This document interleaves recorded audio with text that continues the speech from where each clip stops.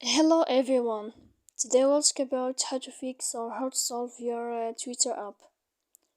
To know how to fix or solve your Twitter app problem, you should just go to settings.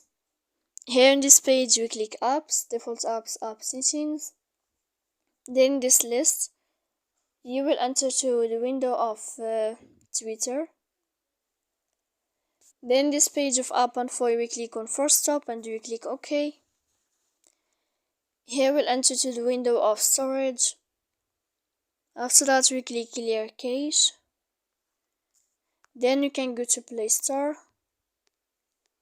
You can click uninstall and you can wait a moment to install again your app of Twitter here. So please don't forget to support us by like and subscribe. See you next time in another video, and thank you for your attention and your watching.